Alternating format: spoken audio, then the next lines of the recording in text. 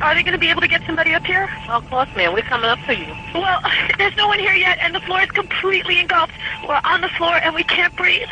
Okay. And it's very, very, very hot. Okay. All I see is smoke. Oh, I'm going to die, aren't I? No. I'm going to die. Ma'am, say your prayers. And we're gonna think positive because you gotta help each other get off the floor. I'm Now, going to die. I know. It's so hot. I'm burning up. Hello! Help! hello, ma'am. Help!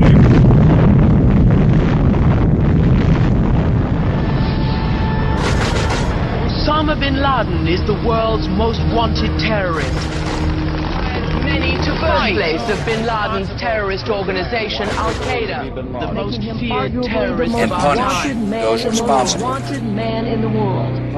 Punish. The terrorist with surprising name. I want justice.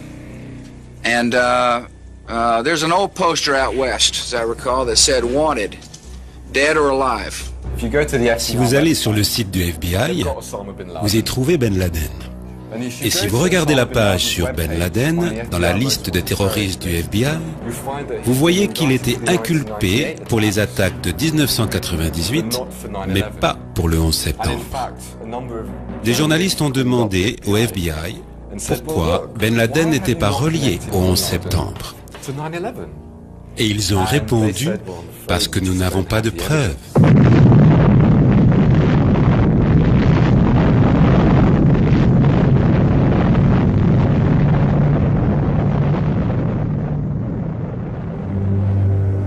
And that's just the beginning.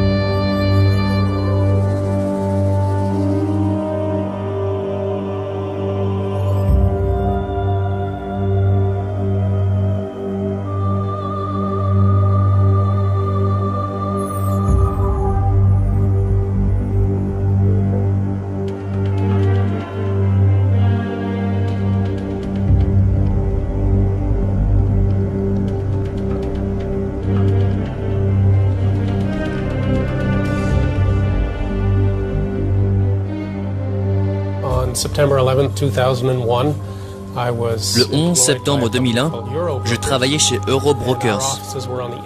Nos bureaux étaient au 84e étage de la tour sud, la deuxième à être frappée par un avion.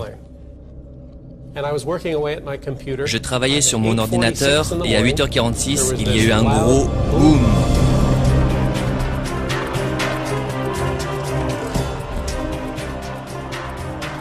À 8h46 et 40 secondes, le vol 11 d'American Airlines frappe la tour nord du World Trade Center, créant des dégâts considérables entre les 93e et 99e étages.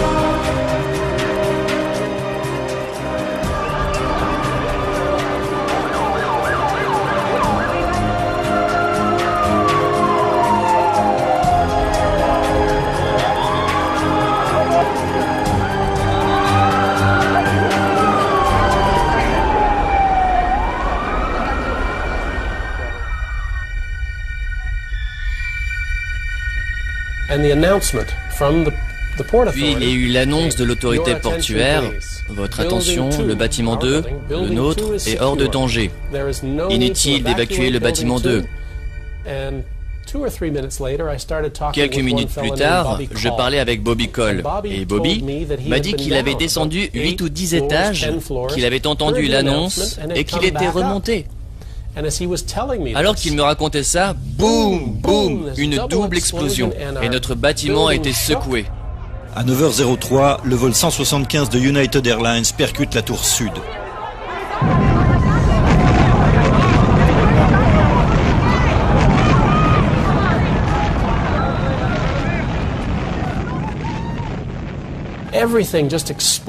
Tout a explosé autour de nous, qui étions au 84e étage. J'ignorais que le deuxième avion s'était encastré au 78e. Nous étions donc 6 étages au-dessus du crash.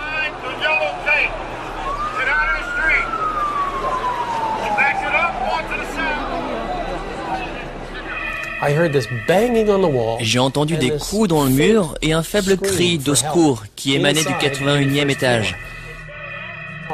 Je l'ai attrapé et tiré vers moi. Après, il m'a appelé Superman. Je suis tombé en arrière, sur le dos, et cet inconnu est tombé sur moi et il m'a embrassé. Après ça, on s'est relevé et j'ai dit « Allez, on rentre ».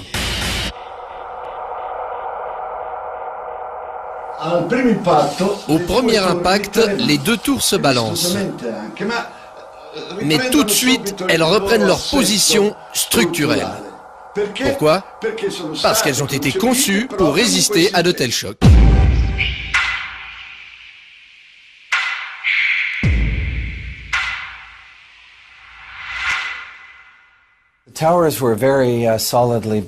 Les tours étaient solidement construites. C'est comme un arbre qui est fait de fibres interconnectées. Vous voyez? Quand l'arbre se balance, les fibres gèrent le mouvement.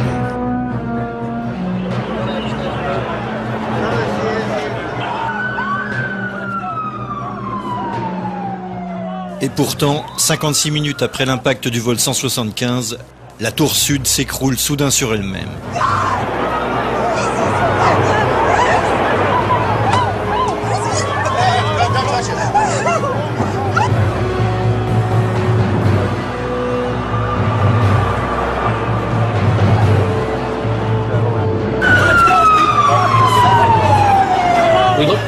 On s'est retourné et on a regardé la tour qu'on venait de quitter.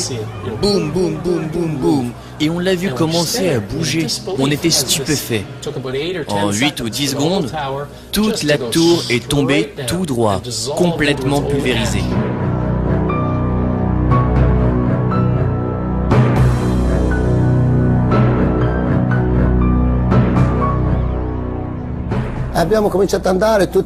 Alors qu'on essayait d'entrer, des gens sautaient.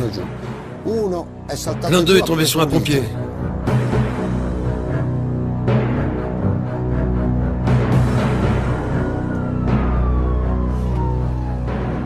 À 10h28, la tour nord s'effondre elle aussi.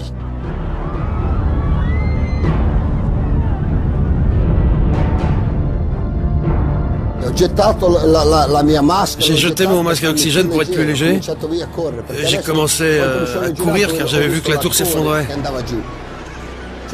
Puis toute cette poussière m'a enveloppé.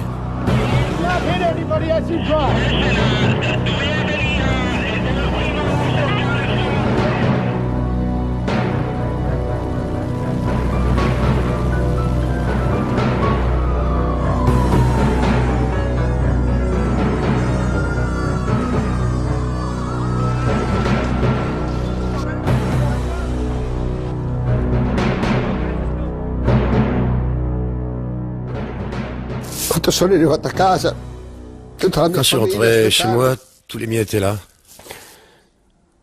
J'avais beaucoup de chance d'être à la maison avec ma famille. Beaucoup de mes amis n'ont pas pu rentrer.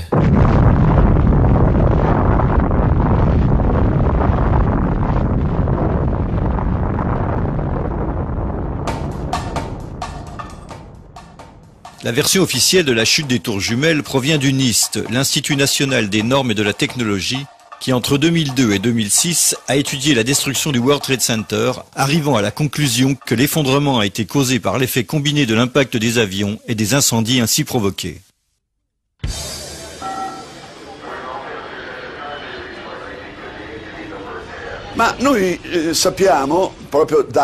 Mais nous savons, selon les constructeurs, que ces tours pouvaient probablement résister à l'impact de plus d'un avion.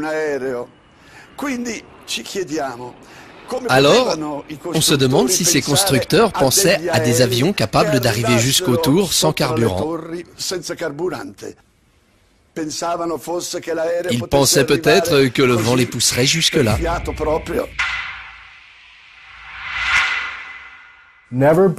Que ce soit avant ou après le 11 septembre, jamais le feu n'a fait s'effondrer une tour d'acier. En 2005, à Madrid, il y a eu un énorme incendie. Un gratte-ciel a été ravagé par les flammes.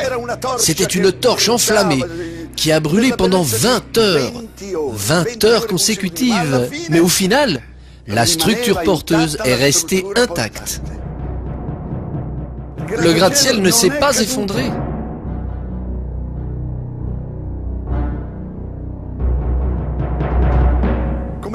Comme vous pouvez le voir, tout l'édifice est en flammes. Cette tour n'est pas encore terminée, elle est encore en construction. Et pourtant, elle reste debout. Une chose que vous devez noter, c'est la couleur blanche des flammes. Ça indique qu'il y a beaucoup d'oxygène qui brûle.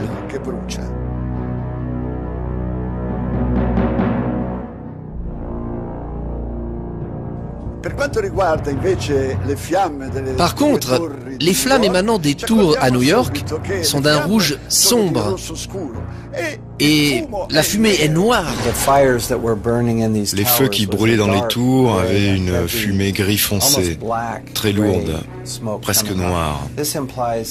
Cela indique un feu qui manque d'oxygène. Et bien pourtant, 55 minutes plus tard, toute la tour s'effondre.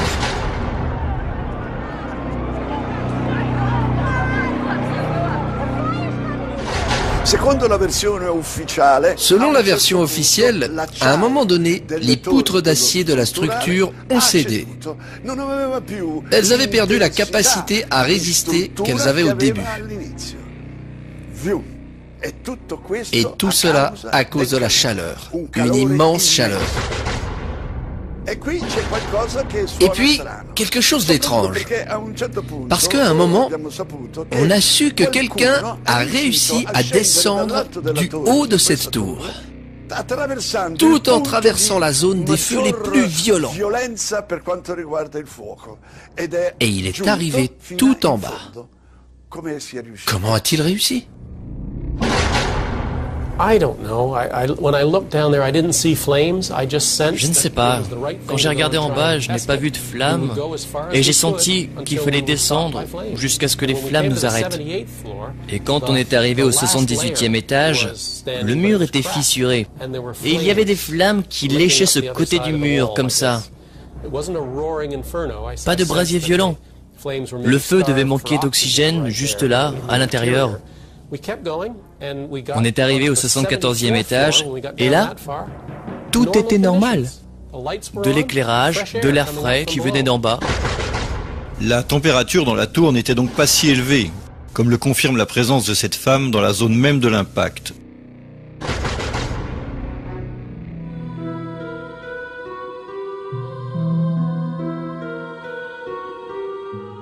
Pour vérifier l'effet dynamique de l'effondrement des tours et celui de la chaleur sur l'acier, l'Institut national des standards et de la technologie a commandé plusieurs tests dont certains ont été menés par la société Underwriter Labs.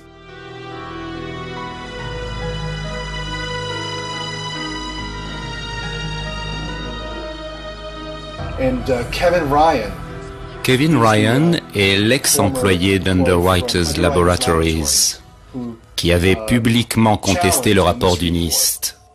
Une semaine plus tard, il a été licencié. Nous avons bien testé les planchers à l'aide de modèles en août 2004.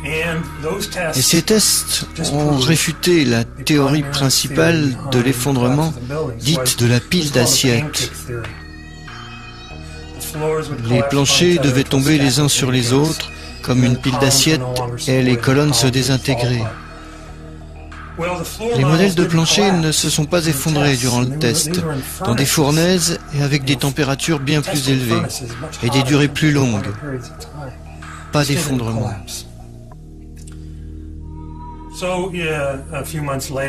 Des mois plus tard, le gouvernement a publié une mise à jour indiquant non seulement que les planchers ne se sont pas effondrés, mais que les examens des prélèvements dans les zones incendiées avaient prouvé que les températures étaient très basses.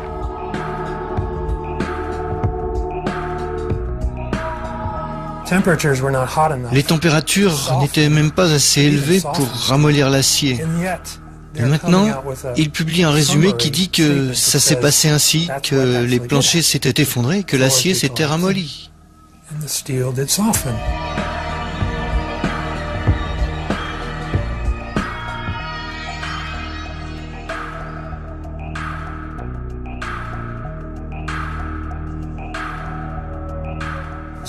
Ils ont minimisé ou ignoré les résultats et ils ont tout saisi dans un ordinateur.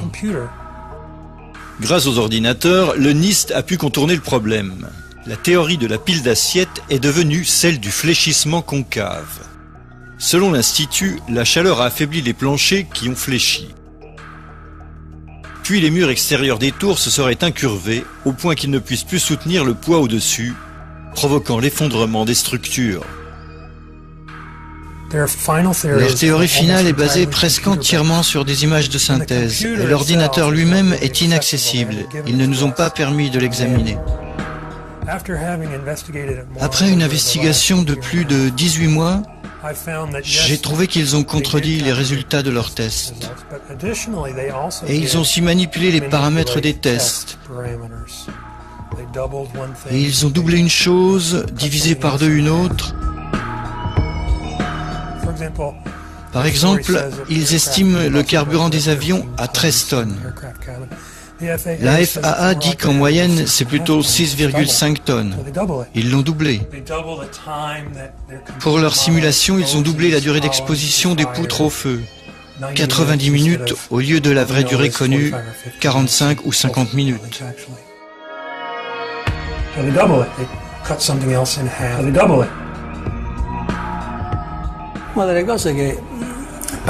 J'ai été particulièrement frappé par la vitesse incroyable à laquelle les tours se sont effondrées. Une vitesse qui n'avait rien de naturel. Si on laissait tomber un poids depuis 400 mètres de haut, la hauteur des tours, le temps pour arriver au sol, et on va même éliminer la résistance de l'air, qui évidemment ralentit la chute, eh bien, pour que ce poids arrive au sol, il lui faudrait environ 9 secondes. Ça a pris 8 ou 10 secondes pour toute la tour. Elle a chuté tout droit. Le point d'impact se situait grosso modo aux 2/3 de la tour. En supposant que la partie supérieure soit tombée car la structure a cédé, et que l'impact de celle-ci soit si énorme qu'il puisse endommager la structure restante, qui était encore intacte et capable de résister, ce qui veut dire qu'elle aurait ralenti la vitesse de la chute, il est évident que cette tour n'aurait pas dû s'effondrer si vite. Elle s'est effondrée comme s'il n'y avait rien en dessous. Or, il y avait cette structure massive qui aurait dû beaucoup la ralentir.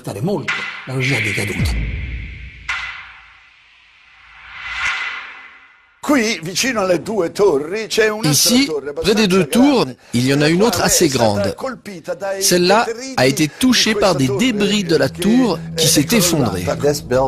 Ce building était une énorme tour de 47 étages et n'a jamais été frappée par un avion. Mais elle s'est écroulée le même jour, 7 heures après la chute de la deuxième tour, 7 heures plus tard.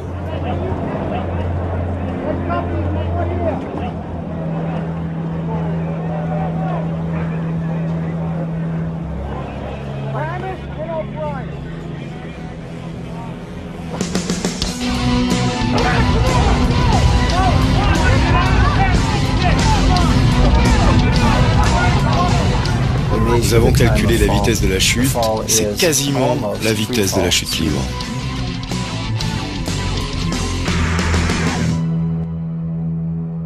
La chute de la tour nord inflige de gros dégâts et de nombreux incendies dans le bâtiment 7. Pourtant, même la version officielle les juge insuffisants pour expliquer la chute. Mais alors pourquoi cet effondrement total à la vitesse de la chute libre? Quand j'ai vu la troisième tour s'effondrer, là j'ai réalisé qu'il fallait étudier ça. On ne pouvait pas l'ignorer. Mais ce n'est pas tout. Le bâtiment 7 et les tours jumelles ont en commun quelque chose de déconcertant. Quelque chose qui ne peut pas être le résultat d'un effondrement spontané.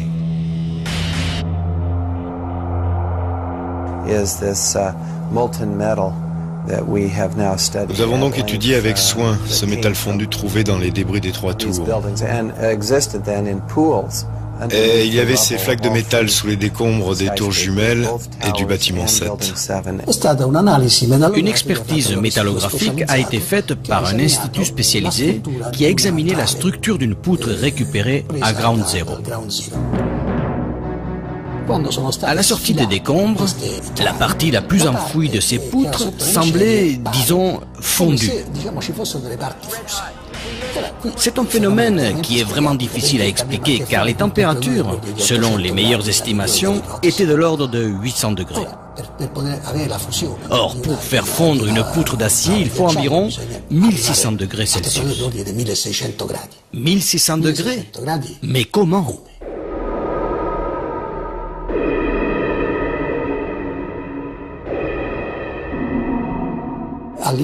En examinant au niveau microscopique la structure matérielle de l'acier, on note la présence d'un élément qui, normalement, ne devrait pas s'y trouver. Et surtout, pas en si grande quantité. Il s'agit de soufre. Nous avons trouvé l'origine de la fonte de ce métal. Cela vient d'une substance appelée thermite, qui est composée de poudre d'aluminium, d'oxyde ferreux et de soufre. La température est tellement élevée que l'acier fond. Il fond parce que, en à peine quelques secondes, on atteint les 2000 degrés. Seule la thermite aurait pu faire fondre les poutres d'acier.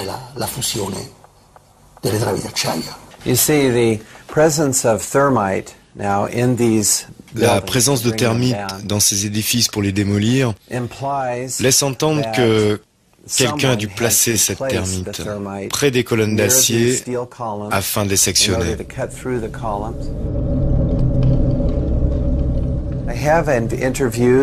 J'ai interrogé un expert en démolition qui m'a expliqué son travail. Ils placent les charges qui sont parfois radio-télécommandées pour déclencher les explosions. Il faut le faire de façon séquentielle pour faire tomber le bâtiment rapidement et verticalement. C'est ça une démolition contrôlée.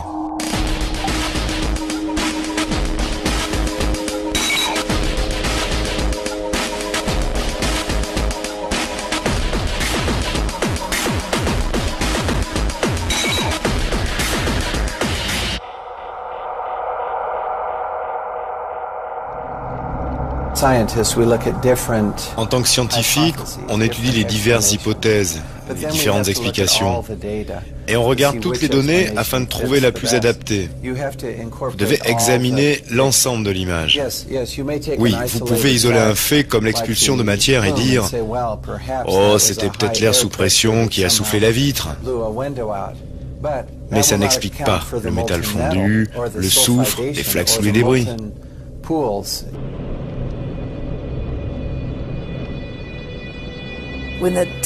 Quand la tour sud s'est écroulée, elle a soufflé mon appartement qui se trouvait juste en face, le World Trade Center. J'ai conservé la poussière qui était rentrée et je l'ai donnée à Stephen Jones. La poussière fournie par Madame McKinley est comme une photo instantanée des restes produits par les tours lors de l'écroulement. Parfait. En l'examinant, on y découvre des gouttelettes de métal. Et quand j'ai vu ça... Wow, attends, ça c'est le produit de la thermite. J'ai mené de nombreuses expériences avec de la thermite. Et on a toujours des projections de métal liquéfié dans tous les sens. C'est ce qu'on voit dans la poussière. Les gouttelettes de métal, on voit aussi du barium. C'est très intéressant parce que le nitrate de barium et le soufre entrent dans la composition d'une substance militaire brevetée, le thermate. C'est de la thermite additionnée de soufre et de nitrate de barium pour qu'il coupe encore plus vite l'acier.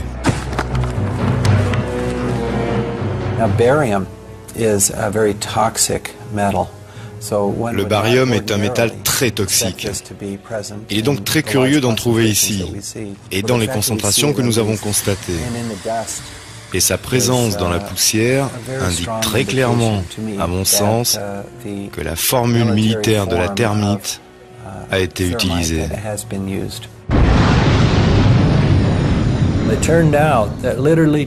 Il s'avère que des douzaines de pompiers et de secouristes avaient témoigné avoir entendu 1, 2, 3, 7, 8, voire 10 explosions se déclencher dans le bâtiment. Certains ont dit avoir été fortement secoués et projetés dans les escaliers par les explosions. D'autres témoins ont dit avoir vu des flashs. Et beaucoup ont dit, c'était comme à la télé quand ils détruisent les bâtiments avec des explosifs. On voyait des flashs, on entendait les bruits. C'était pareil. J'ai travaillé 20 ans au World Trade Center comme gardien. Je faisais le ménage.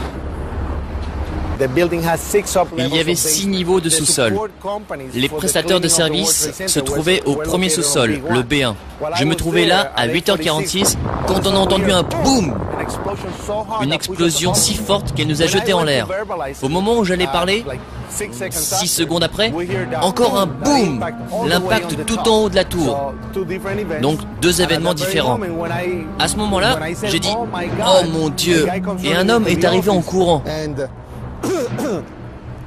Et ce gars, les mains tendues, les 2 bras comme ça, sa peau pendait, complètement arrachée des 2 bras.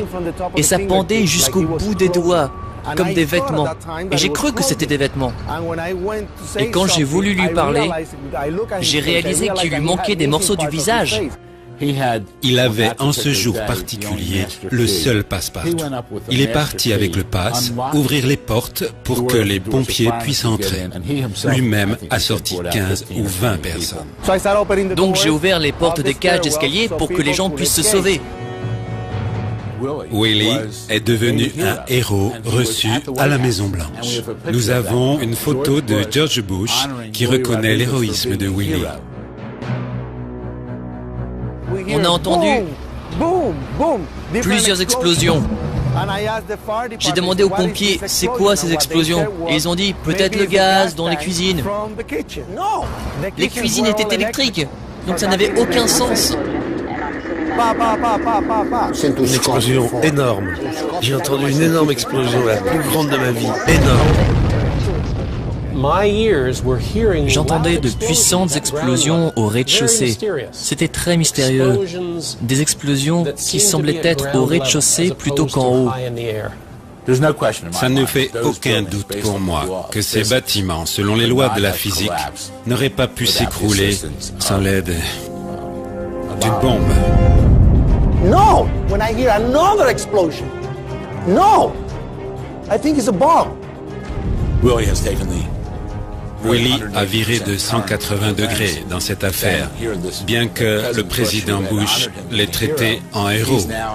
Or, Willie l'attaque en justice. Bush, Cheney et d'autres sont accusés de meurtre. Il ne le fait pas pour l'argent, parce que cela lui a déjà tout coûté. Willie a déjà perdu sa maison, son travail. Son objectif est de découvrir la vérité.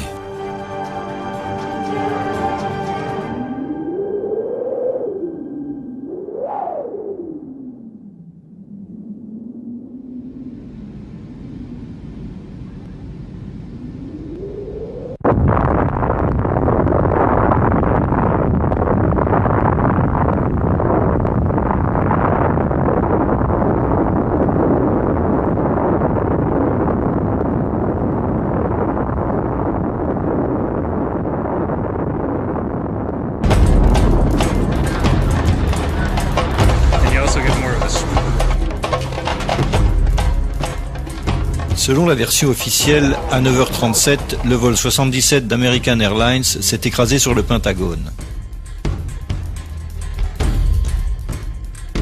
Ces images rares montrent le site juste après l'impact et avant l'effondrement de la structure, 1 heure plus tard.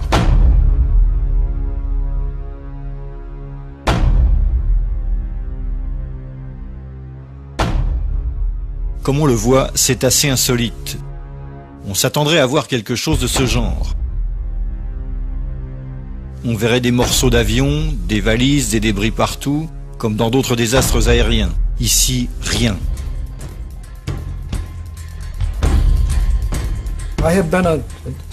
J'ai été sur place lors d'enquêtes sur des accidents dans l'US Air Force.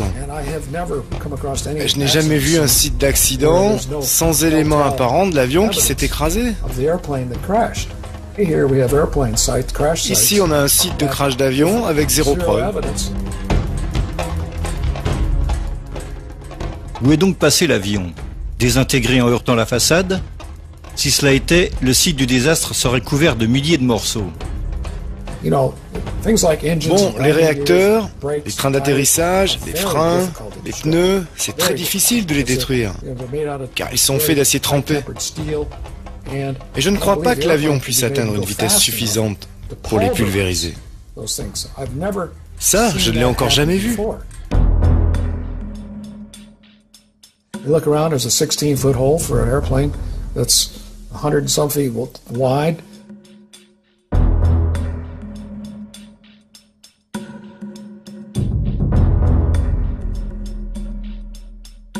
Selon la version officielle, ce Boeing 757 d'American Airlines a disparu dans ce trou de 5 mètres. J'insiste, de 5 mètres de diamètre.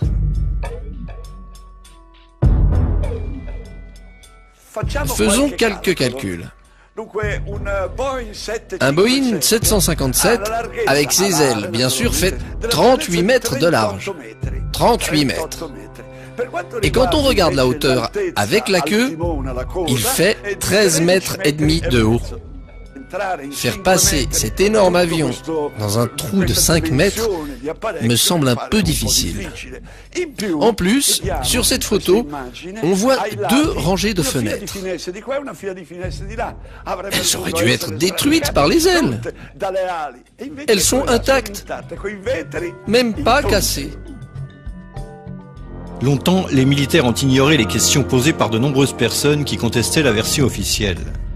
Quand le journaliste français Thierry Messant a publié l'effroyable imposture, ont vu le jour des explications des plus surréalistes, comme celle qui voulait que l'avion se soit vaporisé à cause de la vitesse et du choc du crash. On invoquait alors la théorie de la vaporisation de l'avion. La chose très étrange est la disparition de divers éléments de ce Boeing. D'abord, les 2 réacteurs et les ailes. Où sont-ils? Vaporisés? Cependant, on nous dit que la carlingue est restée intacte, qu'elle a traversé le mur extérieur du Pentagone et qu'elle est sortie de l'autre côté tout en détruisant des colonnes.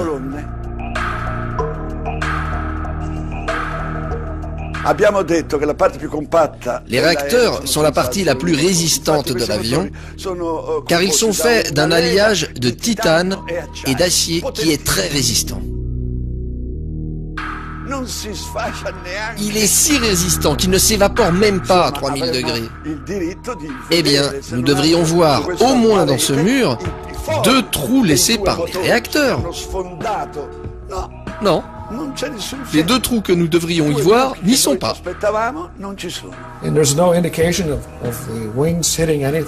Il n'y a aucune trace de l'impact des ailes sur le Pentagone, comme sur la tour nord, où l'on voit le contour de l'avion incliné à 25 degrés.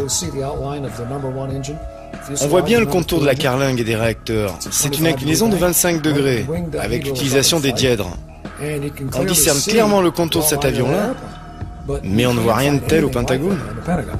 You can't find anything like that in the Pentagon.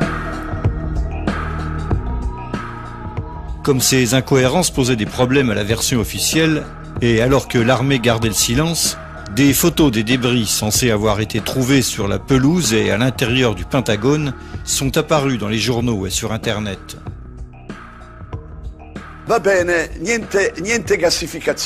Bon, d'accord, pas de vaporisation. Et comme ça, ils ont avancé une nouvelle théorie qui explique que pour que l'avion rentre dans ce trou de 5 mètres, il aurait à un moment donné replié ses ailes comme le fait une libellule, tout ça rentrant dans le trou, et regardez-moi ça! Le réacteur et d'autres morceaux sont là-dedans. Une de mes fonctions à l'armée, c'était responsable de l'interprétation des images, afin d'en obtenir des renseignements scientifiques et techniques pendant la guerre froide. Je mesurais des équipements militaires soviétiques à partir de photos. C'était mon travail. Je vois le trou dans le Pentagone, et je vois la taille d'un avion censé avoir heurté le Pentagone. L'avion ne rentre pas dans ce trou-là. Alors, qu'est-ce qui a bien pu heurter le Pentagone? Qu'est-ce que c'était? Où est-il?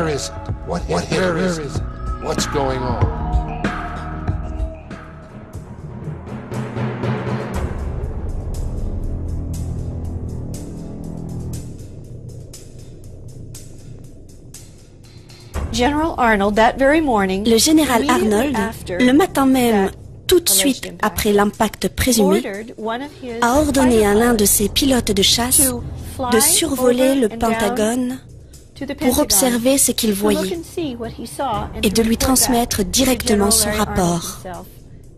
À cette époque, le général Arnold était commandant de l'aviation au NORAD, le commandement de la défense aérienne nord-américaine qui protège les USA et le Canada. Le pilote, dans son rapport, lui a dit qu'il n'y avait pas de preuve, zéro preuve, de l'impact d'un avion contre le Pentagone.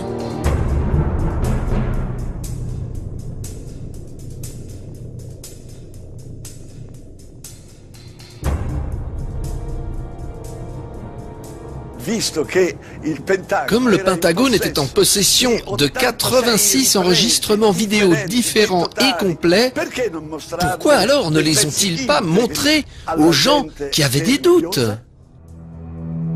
Le FBI, immédiatement sur place, a pris les bandes des caméras de surveillance. Et ils ont confisqué 86 vidéos, notamment du Pentagone, du parking, de la station-service en face, de l'hôtel à proximité et des immeubles voisins dont les caméras visaient le site. Les autorités militaires ont longtemps refusé de montrer des images de l'impact du vol 77.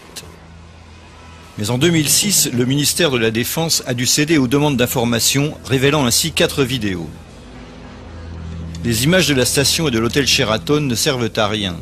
Elles ne cadrent pas la scène ou en sont trop éloignées.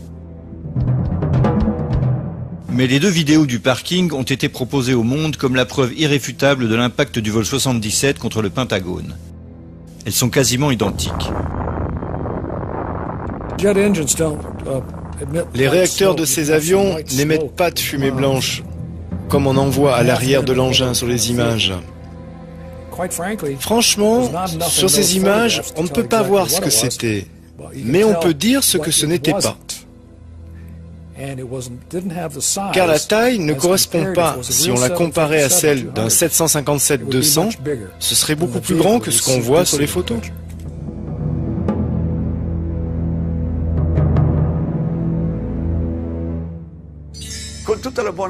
Avec la meilleure volonté, parvenez-vous à voir un avion ici?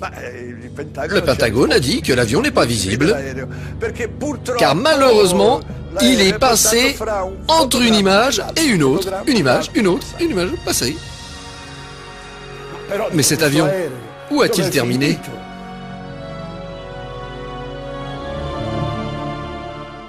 Comme l'atteste l'agent du FBI Jacqueline Maguire, une seule caméra a filmé la scène et a fourni les images que l'on vient de voir.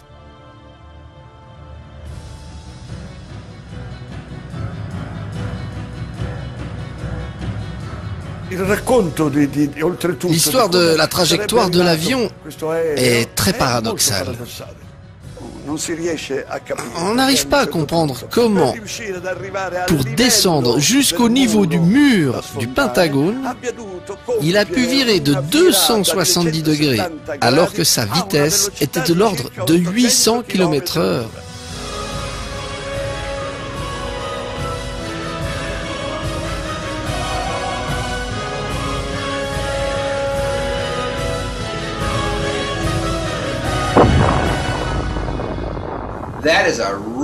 C'est vraiment une manœuvre très difficile. Et je vous affirme qu'un pilote expérimenté, avec des milliers d'heures de vol, aurait probablement besoin de 10 à 20 essais. Un pilote vraiment doué, probablement 10 ou 20 fois, avant d'être capable de réussir cette manœuvre. Un 757 n'est pas conçu pour faire ça. Un 757 est conçu pour être un paquebot de croisière volant. Ce n'est pas acrobatique. On ne fait pas ça avec un avion de cette taille. Quand les contrôleurs aériens à l'aéroport de Dulce l'ont vu virer sur le radar, ils ont cru voir un chasseur. Car il n'y a que les chasseurs militaires qui peuvent faire ça. On peut les piloter à distance. Ils ont d'autres capacités. Ils sont vraiment conçus pour pouvoir faire ce genre d'acrobatie.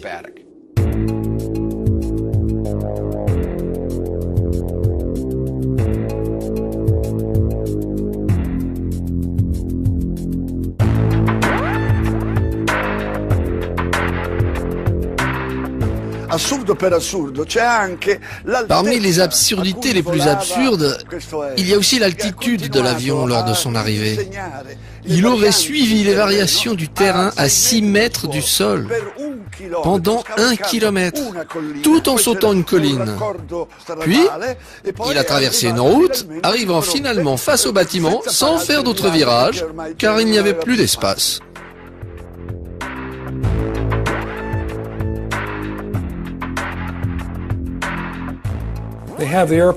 Selon leur histoire, la vitesse du vol 77 était de 850 km/h.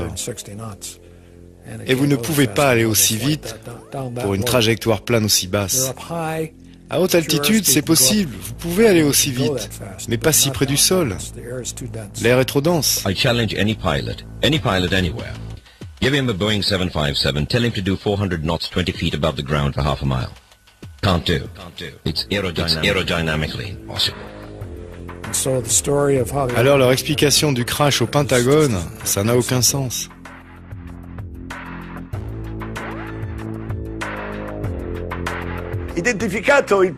Une fois identifié, le pilote Annie Anjour et même son instructeur de vol, cet instructeur a déclaré que son élève n'était même pas capable de piloter un avion monomoteur. Ces gars n'avaient pas d'expérience, même si l'avion en avait été capable. L'homme ne savait pas du tout piloter. Il est impossible de passer d'un Cessna 172 à un avion de ligne qu'on n'a jamais piloté avant. J'apprends à découper la dinde à Noël et le lendemain je fais une grève du cœur.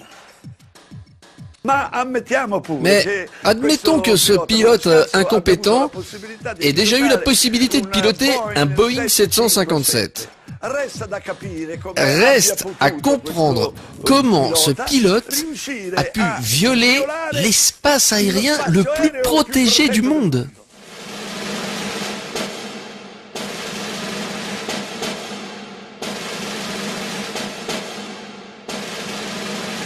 Aucun avion inconnu ne s'approche du Pentagone ou de la Maison Blanche. Ça n'arrive jamais. À Washington, nous avons une des zones aériennes les plus restreintes du monde, la zone P-56. Elle a ses propres systèmes de radar et de réponse militaire. P-56, c'est l'espace aérien restreint autour du Pentagone et de la Maison Blanche. C'est une zone très sensible qu'aucun avion inconnu n'est supposé traverser. Une zone d'identification pour la défense aérienne s'étend dans un rayon de 80 km autour de Washington. Ensuite, une zone protégée de 27 km de rayon entoure le Washington Monument. Et une zone intérieure protégée de 5 km de rayon entoure le Capitole. En gros, cet espace est inviolable. C'est obligé à cause de l'importance des bâtiments. C'est comme un no man's land aérien, car personne n'y entre. Personne. Ils ont des F-16 et F-18 à la base d'Andrews, à 15 km de Washington. Ils ont aussi la branche aérienne de la Garde nationale, basée sur la côte, qui peut aussi envoyer des chasseurs très rapidement. Toutes les deux sont opérationnelles. Aucune ne répond avant que le Pentagone soit frappé. En plus, le Pentagone possède son propre système de défense. Si un avion, quel qu'il soit, s'approchait du Pentagone, alors pourquoi les batteries anti-aériennes n'ont pas tiré pour protéger le bâtiment? Après tout, c'est le bâtiment le plus protégé au monde.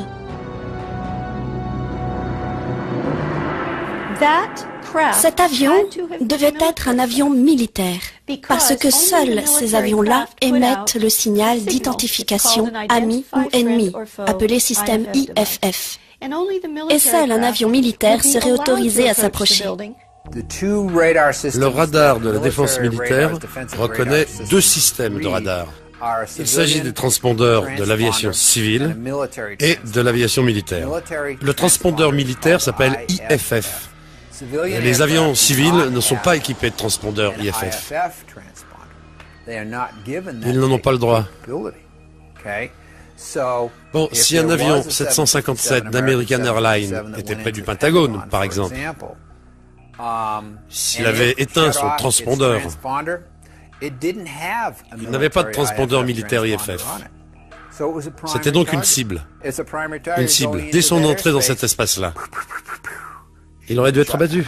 Ce que je vous décris, c'est le non-respect des procédures de base commis le même jour par la FAA, le NORAD, le P-56 et le Pentagone au milieu d'une attaque terroriste connue depuis 9h05. Ça n'a pas de sens. Personne n'y entre. Après tout, c'est le bâtiment le plus protégé du monde. Ça n'a aucun sens. Le Pentagone symbolise notre puissance militaire dans le monde. Elles l'ont attaqué. Et à ce jour, on ignore toujours s'ils ont utilisé un avion ou un missile. Notre gouvernement ne nous le dira jamais. Il faudra juste attendre que les Français nous l'expliquent.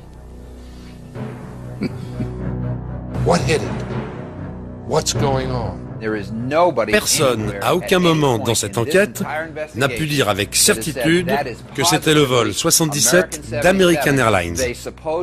Ils supposent, ils présument, ils disent « voilà ce que l'on croit que c'est ». La contrôleuse, Danielle O'Brien, qui a vu sur son écran le bip inconnu, arrivant de l'ouest à grande vitesse, ne pouvait pas l'identifier. Elle n'avait que les données primaires, car le radar secondaire, le transpondeur, était coupé.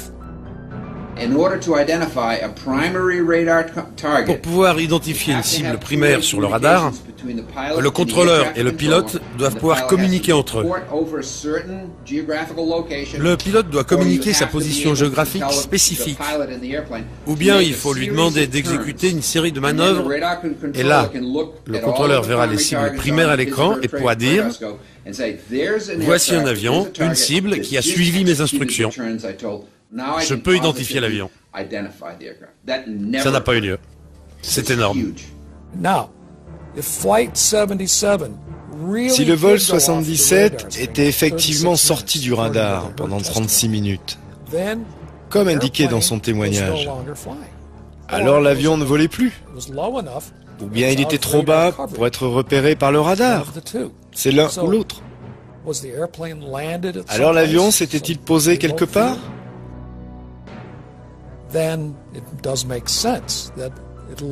Dans ce cas-là, c'est normal qu'on l'ait perdu pendant 36 minutes. Mais en dehors de ça, il y a très peu d'explications. À la lumière de tout ce que nous avons vu et entendu, il semblerait que la version officielle ne soit pas entièrement adéquate. Nous voulons que les faits nous soient expliqués et surtout qu'ils soient correctement analysés. Nous voudrions que quelqu'un nous explique enfin la vérité. Les États-Unis dépensent chaque année 892 milliards de dollars pour défendre leurs citoyens et leur territoire.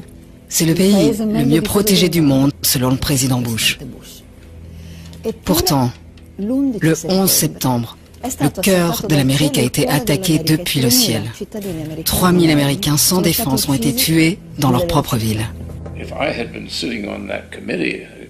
Si j'avais siégé à cette commission qui étudiait le 11 septembre, l'unique question que j'aurais posée, à laquelle le NORAD n'a jamais voulu répondre clairement, était pourquoi les chasseurs n'ont-ils pas décollé automatiquement dès les premiers détournements?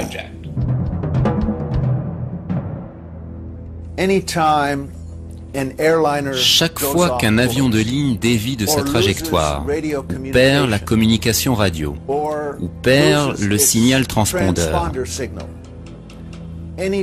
chaque fois qu'une de ces trois choses arrive, l'avion est censé être intercepté.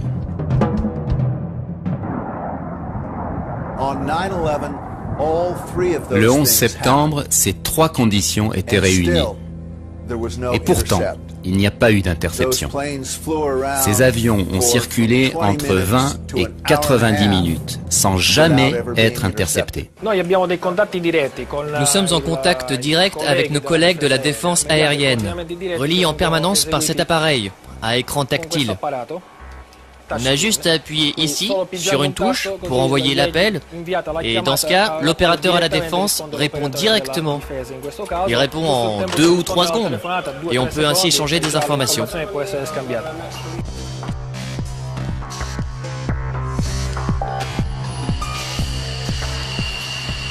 Alors pourquoi n'a-t-on pas intercepté et abattu les 4 avions détournés? Les avions militaires volent beaucoup plus vite que les avions de ligne. Cela aurait été facile de les attraper avant les impacts. Cet avion atteint une vitesse maximale de Mach 2,05. Ça veut dire qu'il vole 2 fois plus vite que la vitesse du son. Il vole donc à environ 2400 km/h.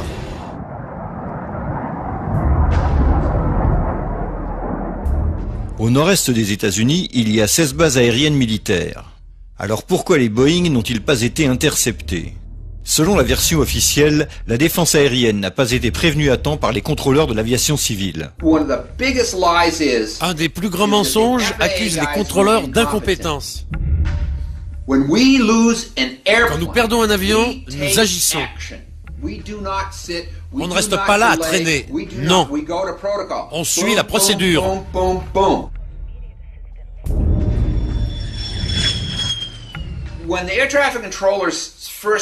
Quand les contrôleurs ont vu le vol 11 dévier de sa route, perdre son transpondeur et tout le reste, ils n'ont pas tous foncé à la machine à café.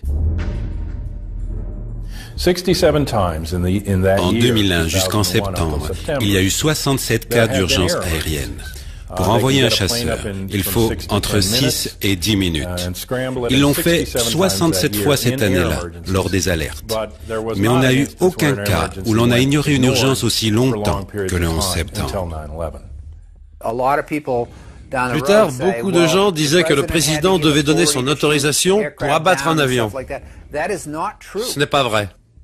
Un pilote de chasse en a la responsabilité et l'autorité. Il est habilité à prendre la décision d'abattre un avion s'il juge que la situation le nécessite. Ce serait le cas ici. Vous n'avez pas besoin d'attendre un ordre militaire. Vous n'avez en aucun cas besoin d'attendre un ordre. Ce n'est pas une option, c'est la loi. Ça fait partie du travail d'un pilote de chasse. C'est ce que vous avez à faire, à moins que l'on vous ordonne de rester au sol. Avant 1970, il y avait une seule façon d'envoyer les avions de chasse, et c'était immédiatement.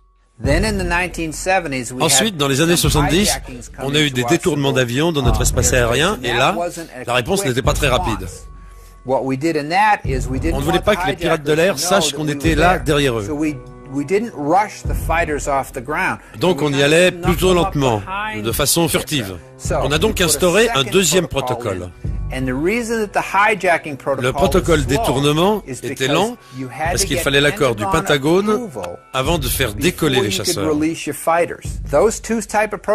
Ces deux protocoles étaient en vigueur jusqu'au 1er juin 2001, 3 mois avant le 11 septembre.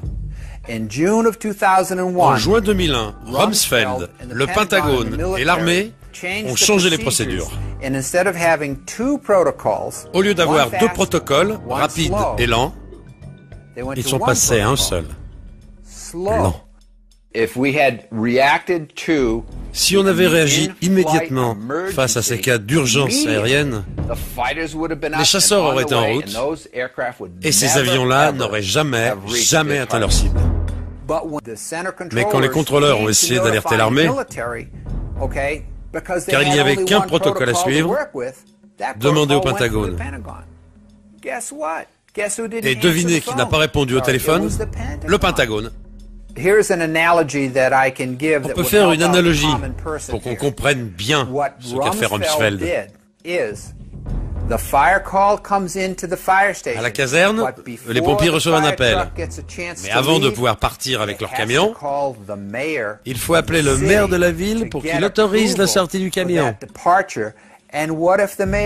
Et que se passe-t-il s'il fait la grasse matinée et ne répond pas au téléphone? Regardons bien ces images, filmées juste après l'attaque du Pentagone. L'un des hommes qui aide à l'évacuation d'un blessé est le ministre de la Défense, Donald Rumsfeld. Mais n'est-il pas en charge de la défense des États-Unis? Alors que le pays est attaqué, pourquoi n'est-il pas à son poste de commandement?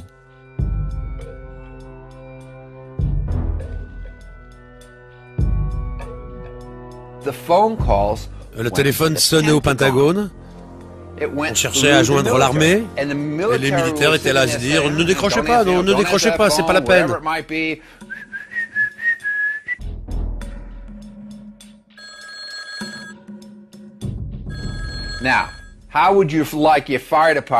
Vous le prendriez comment si les pompiers vous disaient « Désolé, on ne peut pas venir vous sauver la vie ». Le maire a dit non. Et le 12 septembre, ils ont encore changé les protocoles. Retour au premier, le rapide, qui est en vigueur actuellement. Voici comment le Pentagone de Rumsfeld a géré cette affaire. Ils sont passés d'un protocole à l'autre. Au lieu d'avoir un rapide et un lent, ils ont pris lent. Et le 12 septembre, oh ça marche mal, reprenons le rapide.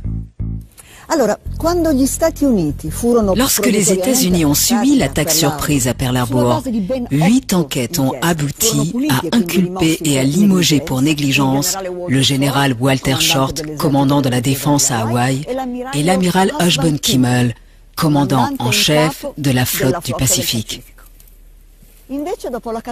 Par contre, après la catastrophe du 11 septembre, personne, ni Rumsfeld, ni les chefs de l'aviation civile et de la défense aérienne, personne n'a été puni ou limogé. Général de brigade Montague Winfield. Il a demandé le 10 septembre au capitaine Charles Leidig de le remplacer provisoirement à son poste de directeur des opérations du centre de contrôle du Pentagone à partir de 8h30 le matin suivant. Leidig venait juste de recevoir l'habilitation pour diriger ce centre. Le 11 septembre, Winfield a repris son poste après le crash du vol 93.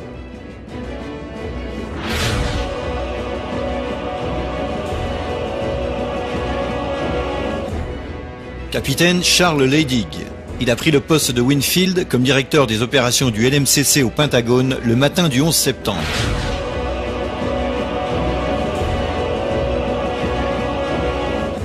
Général de brigade David F. Worley Jr. Il dirigeait la base aérienne d'Andrew à proximité du Pentagone le 11 septembre.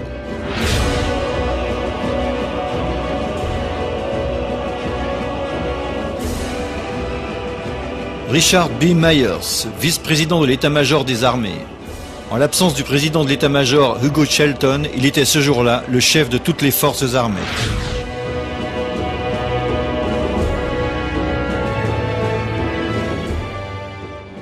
Le 14 septembre, après seulement 3 jours d'investigation, le FBI déclare qu'il sait tout sur les pirates de l'air. We have, in the last 24 hours, taken the manifests and used those as an evidentiary base, and have talked to many of the families of the victims, and have successfully, I believe, identified many of the hijackers on each of the 4 flights that went down. Prenons le cas du crash de Lockerbie. Il a fallu 2 ans avant de pouvoir inculper quelqu'un. 2 ans. Ici, en 3 jours, le FBI a fourni les noms des responsables sans avancer la moindre preuve de leur présence à bord de ces avions.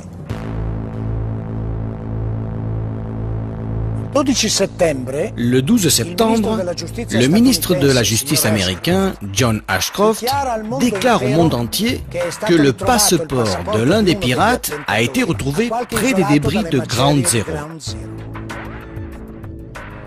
Ils nous disent que tout ce qui se trouvait à l'intérieur des tours a brûlé ou bien a été pulvérisé.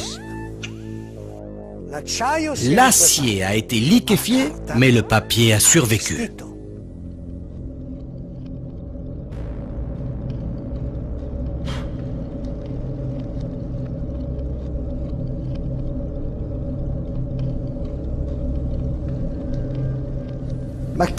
Mais qui étaient-ils réellement, ces pirates de l'air? La version officielle dit que 15 des 19 pirates étaient originaires d'Arabie Saoudite, qu'ils se sont formés en Afghanistan et qu'ils étaient des fondamentalistes musulmans, des musulmans fanatiques.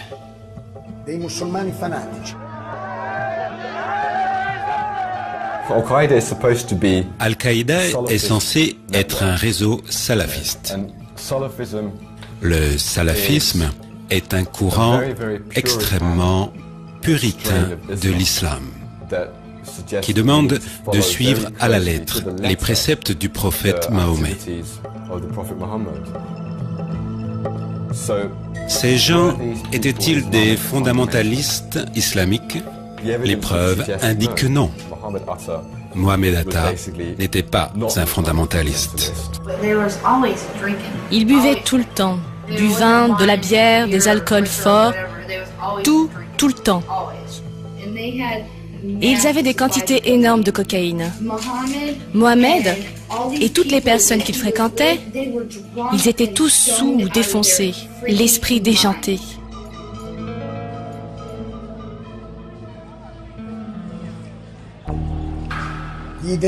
Les dossiers d'identité fournis par le FBI sont vraiment très étranges. Chaque dossier correspond à plusieurs personnes différentes, avec des attitudes différentes, des biographies différentes. Ils sont dans des lieux différents, parfois simultanément. Quand on parle de Mohamed Atta, de quel Mohamed Atta? Est-ce celui qui, à Hambourg, travaille avec les renseignements allemands, ce Mohamed Atta-là? Est-ce le Mohamed Atta qui apparaît à Venise, en Floride, qui est un haut lieu de l'Agence nationale de sécurité, celui qui prend des cours dans une petite école de pilotage pour apprendre à piloter des petits monos et bimoteurs, des Cessna, et dont le colocataire est Charlie Voss, un ancien pilote de la CIA, qui livrait des armes au Nicaragua et repartait avec de la cocaïne. Ce Mohamed Atta-là? Est-ce le Mohamed Atta qui a parlé à son père le 12 septembre, selon un article de Newsweek qui a interviewé son père au Caire? C'est celui-là? Est-ce le Mohamed Atta qui va au Shukrum Bar à Hollywood, en Floride, qui se drogue à la cocaïne, se saoule à la vodka, et qui, quand on lui demande de régler sa note, répond « Je bosse pour une compagnie aérienne américaine. Tu penses que je ne peux pas payer ?» Puis il dit « Je nique Dieu. » Ce n'est pas le comportement d'un fanatique islamique qui est sur le point de mourir en martyr. Selon la version officielle, alors que Hatta vivait encore à Hambourg en Allemagne, avant de déménager aux États-Unis, en fait, son homonyme américain rend visite à un département du ministère de l'Agriculture et demande à une fonctionnaire un prêt de 650 000 $ pour affréter un petit avion et l'équiper d'une grande citerne remplie de produits chimiques. Comme elle refuse de lui accorder ce prêt, il menace alors de lui trancher la gorge. Puis, il lui dit qu'il est pilote chez American Airlines. Il jette sur le bureau des billets de banque et demande des informations sur le système de sécurité des tours jumelles. Il essaye même d'acheter l'affiche du Pentagone qui se trouve sur le mur du bureau. Puis enfin, il s'en va. Est-ce le comportement d'un membre d'une cellule dormante ou plutôt celui de quelqu'un qui veut qu'on se souvienne de lui?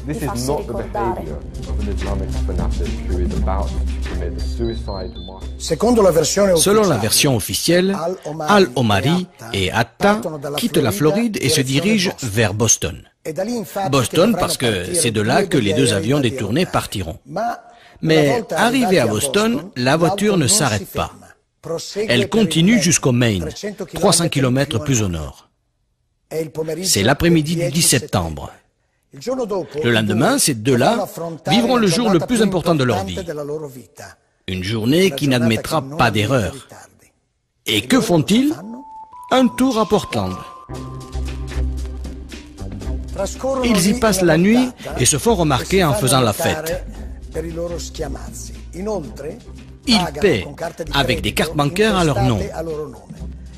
Ils font tout pour laisser des traces de leur passage. Le lendemain matin, ils quittent le Maine et ils prennent l'avion pour Boston à 6 heures du matin. L'avion a détourné décolle seulement 30 minutes après leur atterrissage. Une durée ridicule qui risque de mettre en péril toute l'opération. L'instant de ce départ de Portland pour Boston est très important, à la fois pour l'enquête et pour l'opinion publique. C'est là qu'une caméra de l'aéroport enregistre une vidéo qui va nous montrer les visages de Hatta et de Al-Omari. Cette vidéo a été diffusée des centaines de fois à la télé. Cette célèbre vidéo est censée prouver que les deux terroristes sont montés à bord de l'avion qu'ils allaient détourner. Faux. Cette vidéo montre les deux hommes lors de leur embarquement à Portland. Rien n'atteste la présence de ces pirates. Le FBI le dit tout simplement sans preuve. Il est impossible de prouver que tous ces boucs émissaires étaient à bord des avions. Il n'y a aucune preuve. Le 16 septembre, le pirate du vol 11, Abdelaziz Al-Omari, se présente au consulat américain à Jeddah pour protester. Al-Omari, pilote chez Saudi Airlines, reçoit des excuses officielles de la part des autorités américaines à Riyad.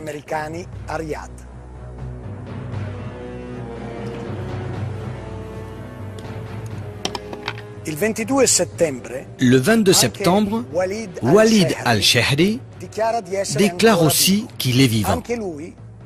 Lui aussi est censé avoir été à bord du vol 11. Chez lui, à Casablanca, au Maroc, l'impertinent al-Shehri clame son innocence.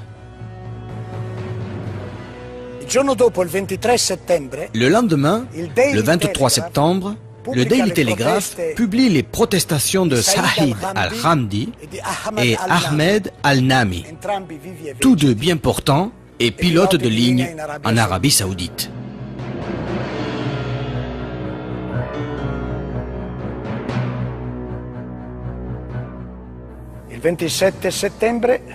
Le 27 septembre, CBS retrouve Salem al-Hazmi. Selon le FBI, il est mort dans le crash au Pentagone. Mais curieusement, il s'obstine à mener une vie en Arabie Saoudite, où il travaille dans une usine pétrochimique.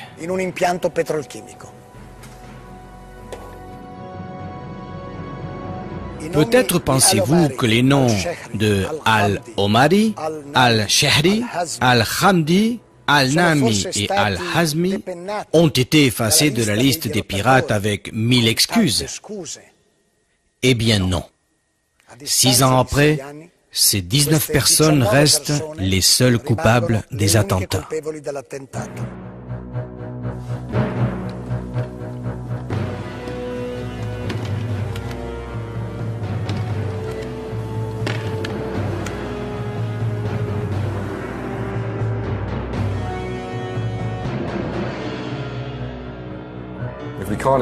Si l'on n'identifie pas les coupables, l'enquête est bancale.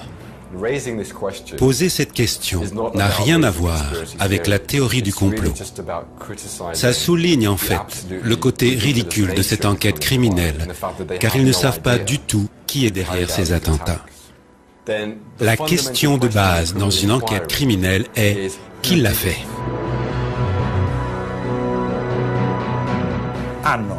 Ils ont cette organisation du mal, et le chef de cette organisation, Ben Laden. Ils ont ce réseau secret dans les grottes afghanes. On dirait le scénario d'un film de James Bond. La première vidéo de Ben Laden, qui a été divulguée et utilisée par les médias pour suggérer un aveu de sa part, cette vidéo est très problématique. On l'a analysé et constaté qu'il s'agissait d'une fraude pour de nombreuses raisons.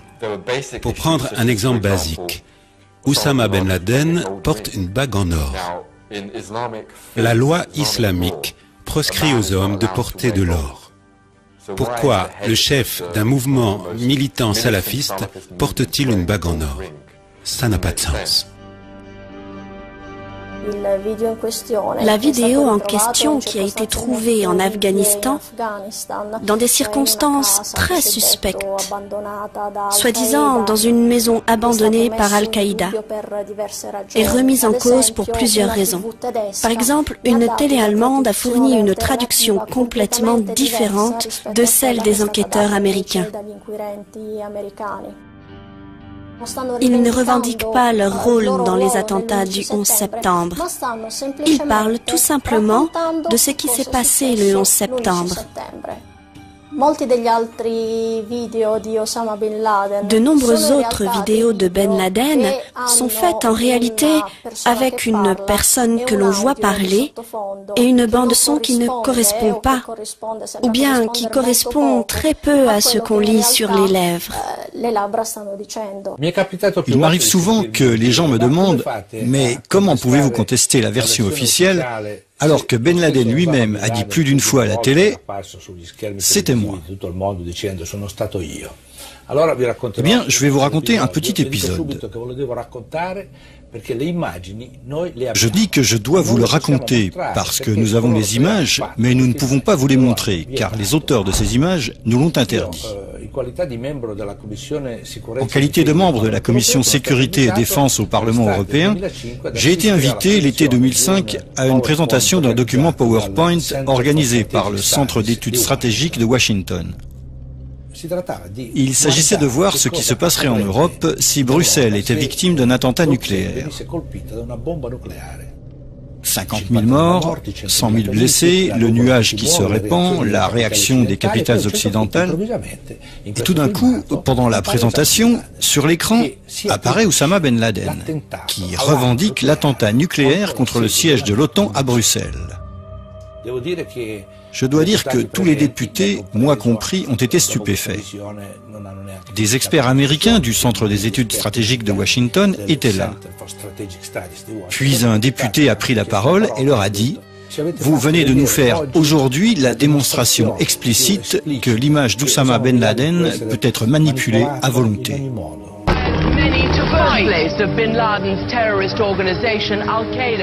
Il se peut que tous les Oussama Ben Laden vus pendant ces années n'aient jamais existé, tout comme il n'y a jamais eu d'attaque nucléaire contre le siège de l'OTAN à Bruxelles.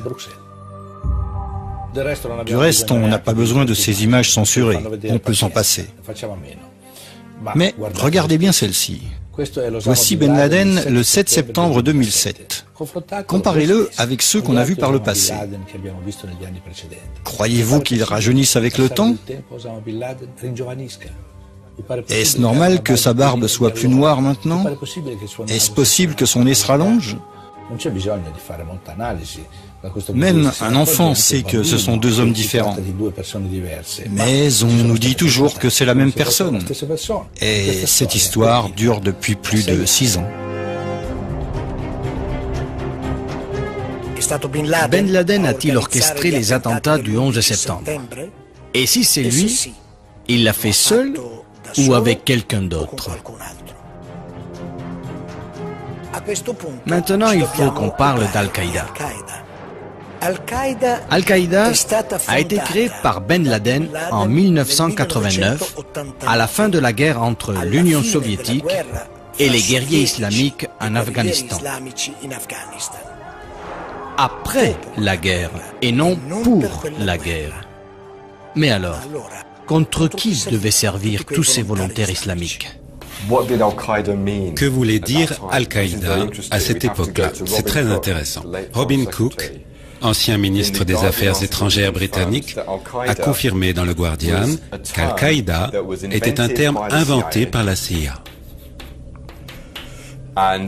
Inventé pour désigner une base de données des Moudjahidines recrutés et formés par la CIA. Et il a raison. En arabe, pour dire base de données, on ajoute juste ce mot,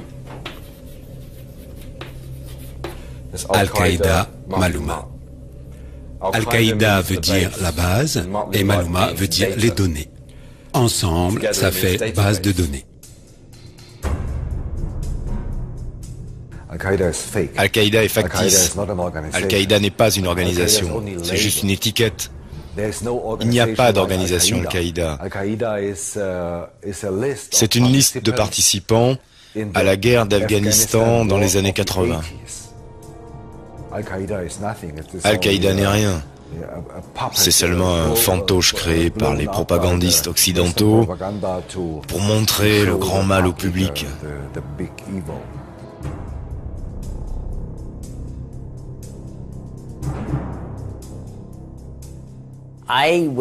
J'étais chef de la section visa au consulat américain à Jeddah de septembre 87 à mars 89.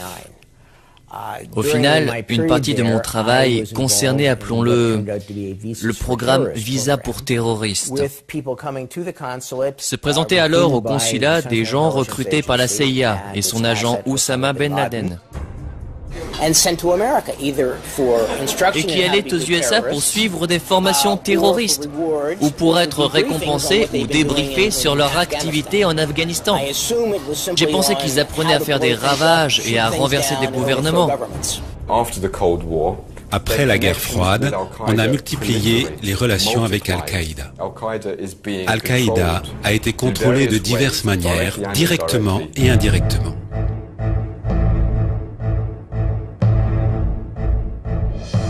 Al-Qaïda a été utilisé systématiquement dans de nombreux conflits.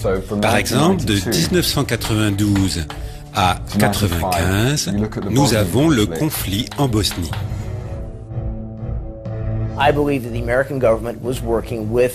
Je pense que le gouvernement US travaillait avec des organisations musulmanes arabes, que ce soit Al-Qaïda ou des gens qui sont devenus Al-Qaïda, dans le but de les former, les armer et de les envoyer dans les Balkans pour sortir Milosevic et ses alliés.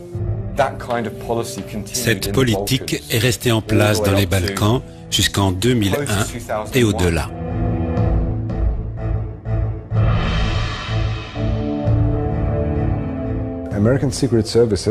Les services secrets américains qui ne faisaient que livrer des armes pendant la guerre, après la guerre, ont alors embauché les Moudjahidines sans emploi. C'est un fait confirmé par de nombreux témoignages de Moudjahidines recueillis par des tribunaux allemands. Ils ont été embauchés par des sous-traitants du Pentagone, notamment par la société privée MPRI, compagnie professionnelle de ressources militaires. MPRI est une société privée, mais en fait elle fonctionne comme une sorte d'arme secrète de l'armée US. Ils emploient plus de généraux 4 étoiles sous contrat que le Pentagone lui-même. Si le Pentagone a un sale boulot à faire et doute de pouvoir obtenir les fonds et l'accord du Congrès, il confie ce travail à cette société privée. Au début de l'été 1999, MPRI a installé ses Moudjahidines en Bosnie, dans les Balkans, notamment au Kosovo pour soutenir leur armée terroriste, l'UCK. Ils ont été embauchés et payés tous les mois. Beaucoup de Moudjahidines utilisés en Bosnie ont joué un rôle dans les grandes attaques terroristes des 5 dernières années. Si on regarde le 11 septembre, 5 des 7 Arabes impliqués dans l'opération sont des anciens Moudjahidines employés en Bosnie. 5 sur 7. Personne n'en parle. Comme le savent tous ceux qui ont déjà demandé un visa pour entrer aux États-Unis, il faut fournir des informations extrêmement détaillées.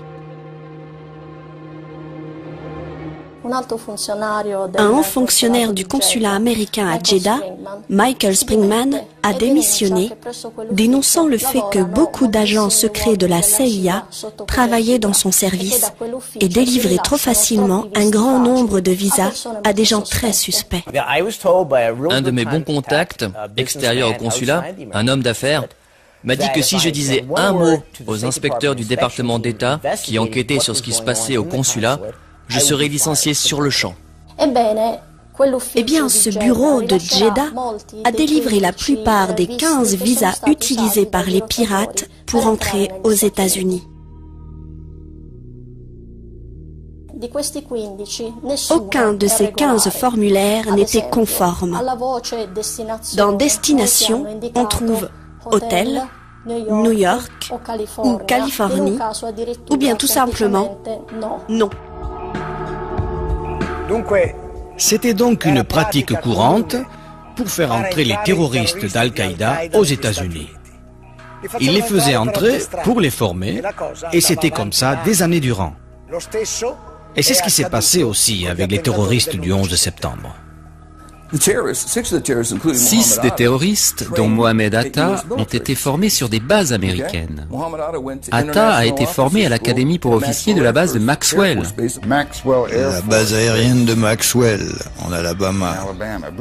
La base aérienne de Brooks, au Texas.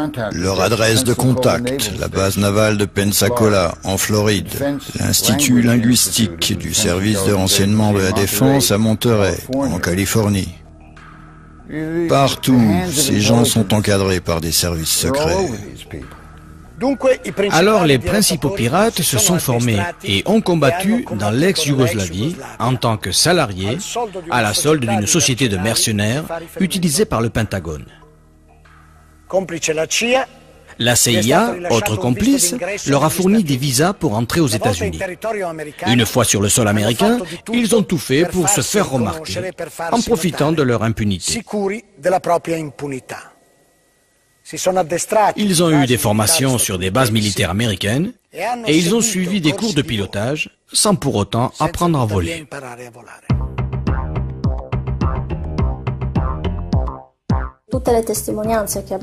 Tous les témoignages concernant ces cours de vol indiquent qu'ils étaient incapables de piloter même un petit avion léger. Par exemple, Mohamed Atta a loué un petit avion à une école de vol, mais il n'a même pas réussi à le faire décoller. Il l'a planté là, sur la piste, et s'en est allé. Pour les deux autres pilotes, leur instructeur Rick Gaza a déclaré aux enquêteurs et à la presse qu'il ne comprenait pas comment ces deux-là avaient pu manœuvrer un avion car selon son expression, ils étaient comme deux parfaits idiots.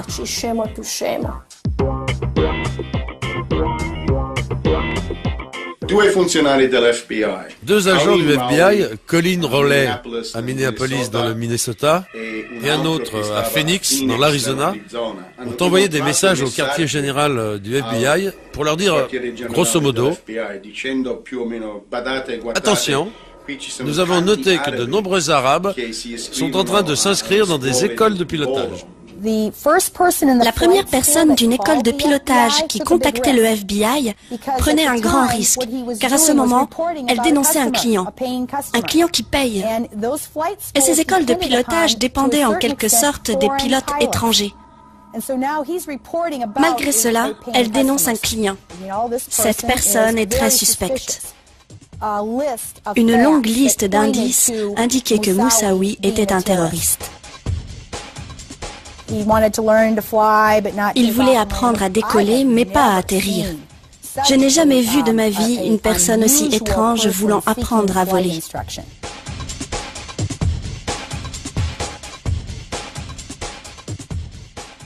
Colin Rowley a de suite prévenu ses chefs à Washington. Mais il ne s'est rien passé. Les enquêtes ont été bloquées. No warning signs that I'm aware of that would indicate this type of operation in the country. En mai 2002, j'ai rédigé un document de 12 ou 13 pages, un rapport destiné à la commission d'enquête du Congrès et du Sénat. Et en fait, j'ai démontré qu'il était faux de prétendre que c'était impossible d'empêcher les attaques du 11 septembre.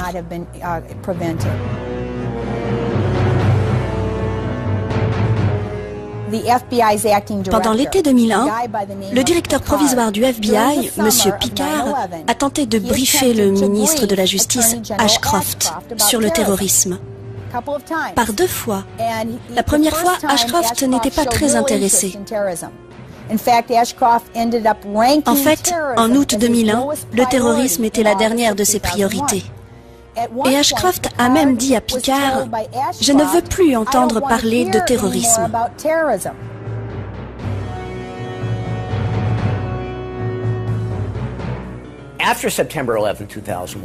Après le 11 septembre, quand j'ai appris que des avions avaient heurté les tours jumelles et le Pentagone, j'ai dit, mon Dieu!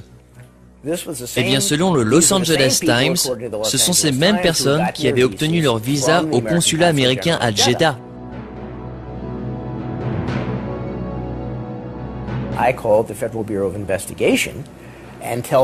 J'ai appelé le FBI et leur ai parlé du programme Visa pour terroristes.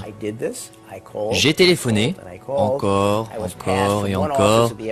J'ai été baladé d'un service du FBI à l'autre. J'ai enfin eu quelqu'un à Washington qui m'a dit « On vous rappellera ». 6 ans plus tard, j'attends toujours.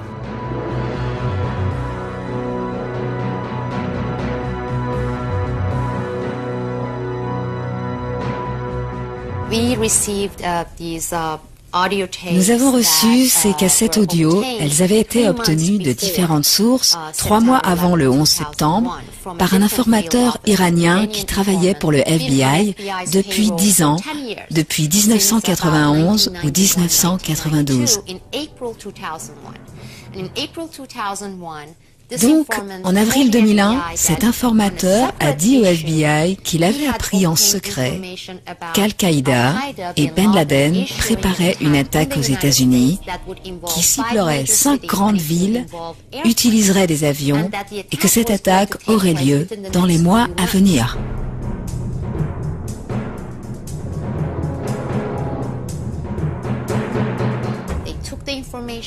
Ils ont pris l'information, ils l'ont jugée importante. Ils ont rempli des formulaires et ils ont tout transmis à leurs supérieurs. Mais il ne s'est rien passé.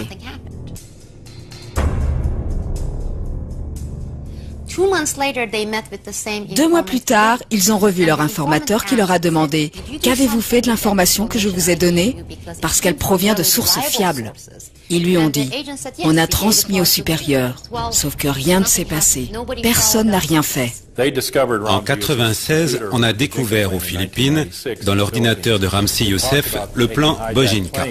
Il s'agissait de détourner des avions pour les exploser sur le Pentagone, la Maison Blanche, le Capitole, le siège de la CIA et les tours jumelles. Le Pentagone avait mené, en octobre 2000, un exercice avec les pompiers locaux pour simuler un crash d'avion sur le Pentagone et évaluer leur réponse et comment ils feraient face. Ce n'était pas une idée farfelue venue de nulle part.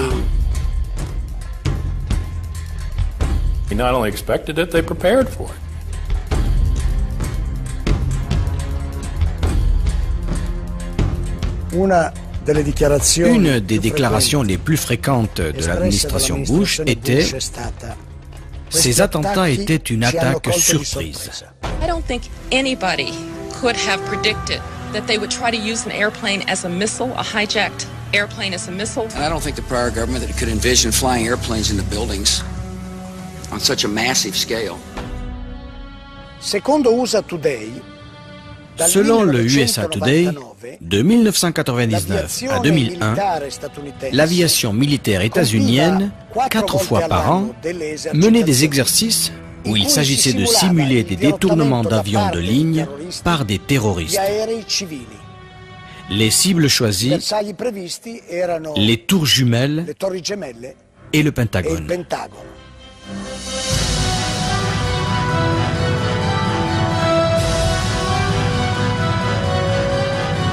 I don't think anybody I don't think the prior government that could envision flying airplanes into buildings. could have predicted. I don't think the prior government that could envision flying airplanes into buildings.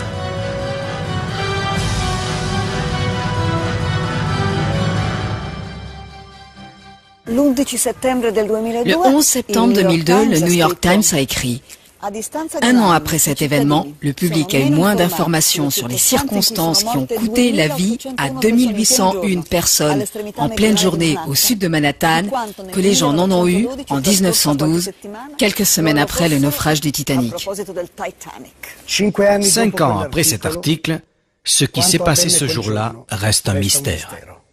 Je suis Bob McIlvaine de Philadelphie en Pennsylvanie. J'ai perdu mon fils Bobby, alors âgé de 26 ans, le 11 septembre 2001. Il venait de commencer un nouveau travail chez Merrill Lynch.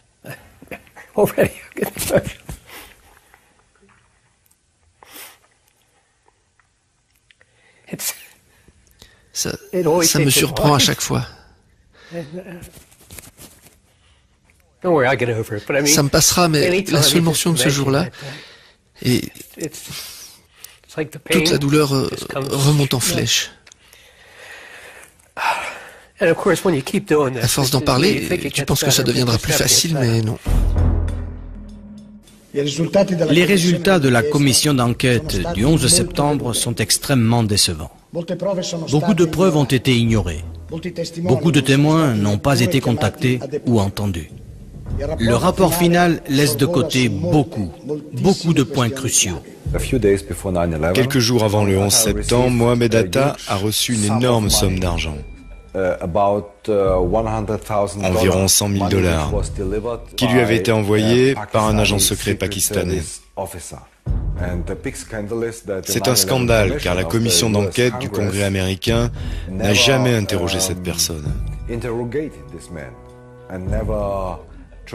Et ils n'ont jamais cherché à faire la lumière sur cette transaction de 100 000 $. Tous les témoignages passaient à la télé. Tout le pays regardait. Le mien, c'était à huis clos. Pourquoi ils ont fait ça? Je leur ai dit qu'il y avait des explosions, que des gens ont été brûlés avant l'impact de l'avion, que ces gens étaient vivants et disponibles et prêts à témoigner. Quelle surprise de voir le rapport final publié. Il n'y avait aucune mention. Mon nom ne figure nulle part. Ils n'ont appelé aucun des témoins que j'avais cités, même pas une fois. Vous avez 17 pompiers, 22 survivants, aucun n'a été contacté. Moi, en tant que parent, il faut absolument que je sache qui a assassiné mon fils. La commission ne m'a rien donné. La commission du 11 septembre n'était pas une enquête. Tous les membres de la famille Ben Laden ont été ramassés aux quatre coins des USA et évacués par avion plus vite que la lumière, alors que le Pentagone brûlait encore. Alors on demande à Mueller, qui a autorisé la sortie de ces gens du pays? Quelqu'un au département d'État? Mais qui exactement? Je ne me souviens pas. Je ne me souviens pas. Autre exemple, le général Myers, plus tard dans l'enquête. Une question sur Moussaoui. Vous souvenez-vous avoir reçu des informations sur Moussaoui? La réponse fut « Je ne me souviens pas ». Je ne me souviens pas. Ashcroft, ministre de la Justice. Picard, directeur du FBI pendant l'été, avait témoigné qu'il avait reçu 71 avertissements qu'il se passerait quelque chose pendant l'été. Ashcroft, impassible, a menti. Quel avertissement? On ne s'intéressait pas au terrorisme.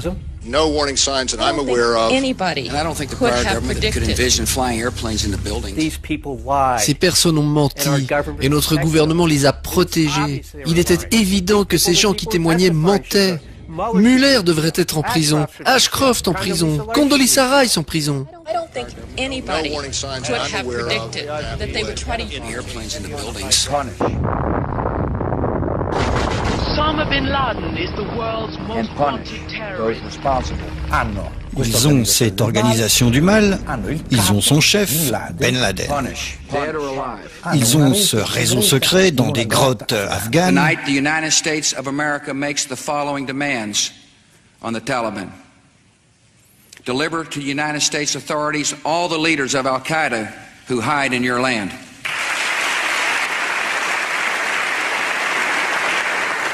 Give the United States full access to terrorist training camps so we can make sure they are no longer operating. These demands are not open to negotiation or discussion.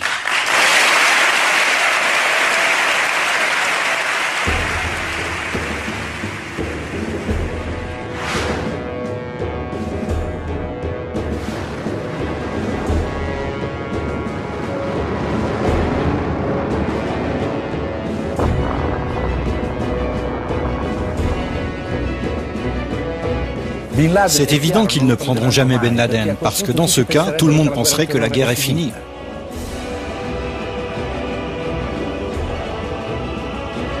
It's hard for Americans to imagine how evil the people are who are doing this.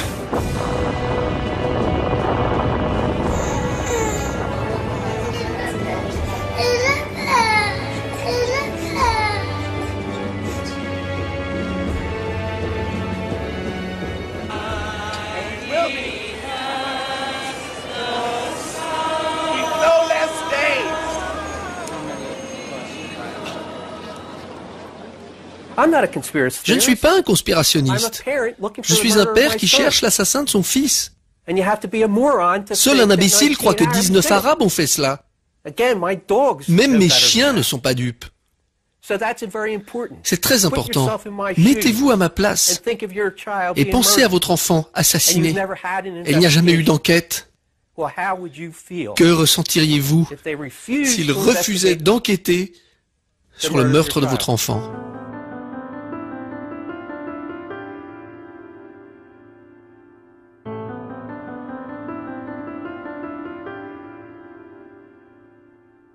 Je suis resté chez moi jusqu'à 3 heures du matin.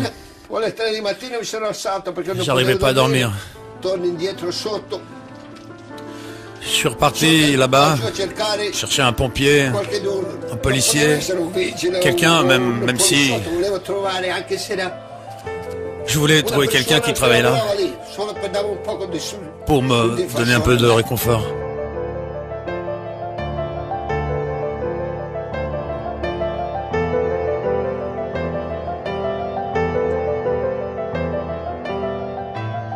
J'ai cherché 9 jours d'affilée, à chercher sans trouver de survivants. J'y suis allé pendant 1 an et demi. Si j'étais pas là-bas en train de fouiller, c'est que j'étais aux funérailles de quelqu'un. Ils m'ont pris mes amis, ils m'ont pris mon travail que j'aimais tant. Ils m'ont pris ma santé.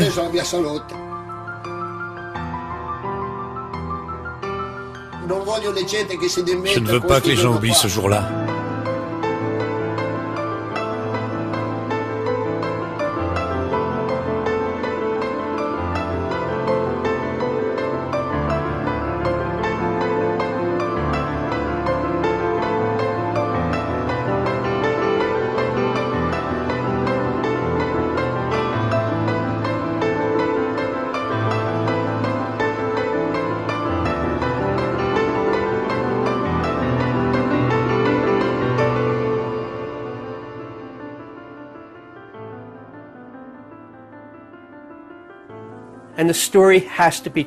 Et cette histoire doit être dite. Le problème avec les Américains, c'est comme un gros iceberg. Nous vivons sur la pointe et craignons la sombre vérité de notre histoire. Et c'est de pire en pire. Voici une vérité vraiment sombre qui fera couler tout l'iceberg. Il remontera, j'espère. Mais nous devons connaître la vérité. Sinon, ce pays ne vaut rien. Toute cette histoire, c'est bidon. Et les gens devraient avoir honte de ne pas rechercher la vérité.